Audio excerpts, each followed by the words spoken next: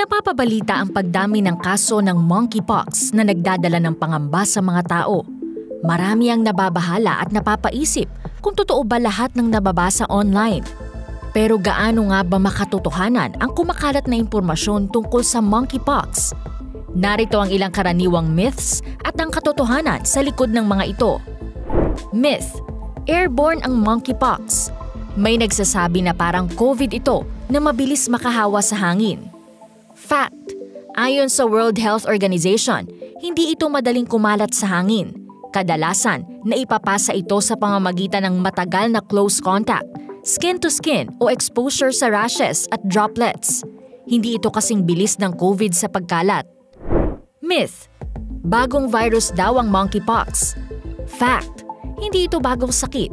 Unang naitala ang monkeypox sa mga hayop noong 1958.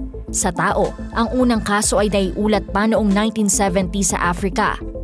Matagal na itong pinag-aaralan kaya may mga umiiral ng paraan para gamutin at pigilan ang pagkalat nito. Myth: wala raw lunas ang monkeypox at nakamamatay ito. Fact: karamihan sa mga kaso ng monkeypox ay mild at gumagaling ng kusa sa loob ng 2 hanggang 4 na linggo. May mga gamot gaya ng Tecovirimat para sa mga malulubhang kaso. Importante ang maagang check-up at isolation para hindi makahawa sa iba. Myth: mula sa unggoy ang monkeypox. Fact: hindi unggoy ang pangunahing pinagmumula ng monkeypox. Mas madalas itong nagmumula sa mga hayop gaya ng daga o squirrel. Tinawag lang itong monkeypox dahil una itong natuklasan sa mga unggoy na ginagamit sa laboratory tests noong 1958. Hindi rin ibig sabihin ito ay unggoy ang sanhi ng pagkalat ng virus. Myth: sa mga hayop lang pwedeng makuha ang monkeypox. Fact: hindi lang sa hayop nahahawa ang monkeypox. Pwede rin itong maipasa mula tao sa tao.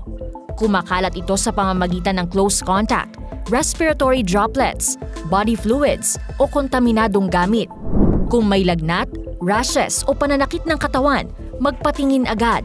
Iwasan muna ang pakikipaghalubilo lalo na kung may sintomas. Ugaliing maghugas ng kamay at sumunod sa payo ng mga health professionals. Kung may iba pang katanungan tungkol dito, baka tutulong kung magtatanong sa pinakamalapit na health professional sa inyong lugar.